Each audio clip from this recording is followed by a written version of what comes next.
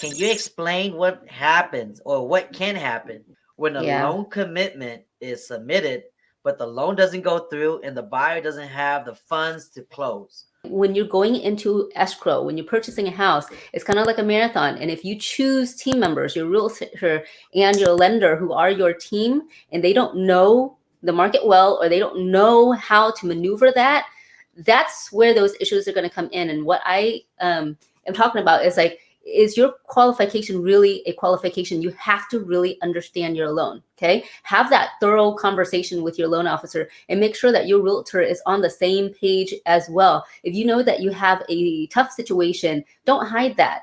Eventually it's going to be uncovered anyway. You want somebody that looks at you as a family member as well. And this is your livelihood. And that's really the thing. You want them to be as thorough as possible in the beginning, so you don't shell out all of those dollars ahead of time buying an appraisal, getting a home inspection, and then find out later, I was like, well, because of your student loan, because of X, Y, and Z debt that you have. Or a lot of times people don't realize this. Even if you're separated from your spouse, if you're getting an FHA or a government loan, your spouse's debt will be included in your debt too. And I've seen so many times where loan officers have overlooked that, try to send me the deal, and I was like, hey, I'm so sorry, but this is the situation. Your debt has to be counted in this. And when your relationship is not amicable and you can't get a hold of the other person, you can't pull the other person's credit without their permission, where a lot of these things could fall apart.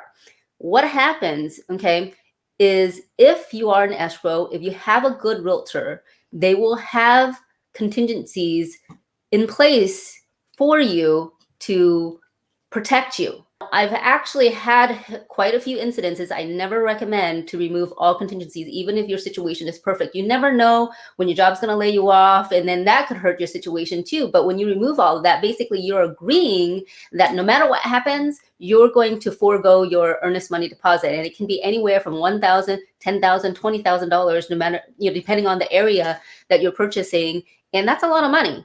I wouldn't want any of my people to ever forego that. And you're a good realtor who made relationships, who can negotiate very, very well without having to put your money at risk. That's who you really, really want to work with. A normal transaction, a buyer has 3 contingencies, okay?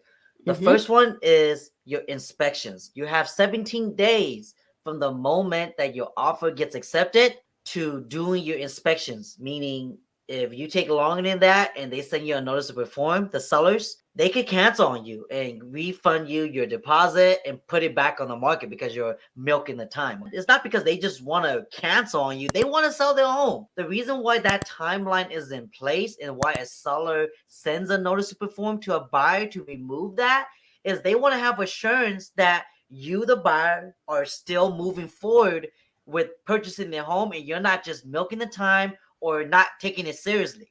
At the end of the day, we're all human, and there's a reason why people are putting their homes on the market because they gotta sell. And there's a reason why people want to buy because they need to buy. After you've done your inspections, you can no longer use that excuse that, hey, something was wrong with the inspections, so that's why I'm canceling. You can no longer use that as an excuse to back out and get your deposit. But you do still have your other 2 contingencies, which is your appraisal. Appraisal is also up to 17 days from the moment your offer gets accepted. That way you can back out. When you buy a home utilizing a mortgage, if the home does not appraise for the amount that you offered at, then you can exercise your right and cancel if the seller doesn't agree to reduce the price. But in this market where people are paying 10, 20, 30, $50,000 above appraised value, that means that even though it doesn't appraise, you are still going to be forking out that cash that you promised at the end of the day to the seller, whether it's 10,000 or 20,000.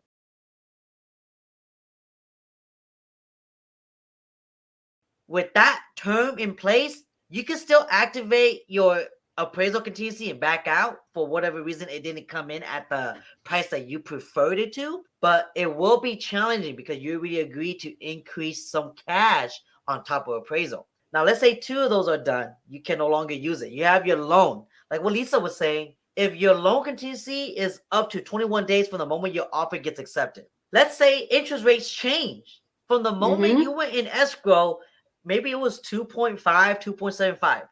And then all of a sudden on the 3rd week, it went up to like double that. I don't know. I'm just trying to throw a scenario here, and now your payments is doubled. You might not be able to afford that now. You could exercise your loan contingency right, cancel, and get your deposit back because you have Right. that contingency. That's just one of many reasons why people utilize a loan contingency to back out. Another reason could be that, shoot, they spent money on something they shouldn't have, and that money was supposed to go towards down payment. Now they Yeah. don't have that money. That's why right Right. now, whenever buyers are submitting offers, a lot of sellers are requesting that buyers show proof of funds, showing that they have that money in the bank account. If they say they're gonna put 3% down, that bank account better have more than 3% because you gotta account for closing costs, inspections, etc. So that's why sellers are asking for proof of funds from buyers that are submitting offers on their homes because they don't want to be that type of seller that is held up in escrow with a buyer, and at the end of the day that buyer was not even qualified, because Right. there are banks out there, you're just a number for them. They're just running hundreds and hundreds of applications, hoping 1 out of the 10 is qualified. Yeah. They, that's how some banks do it.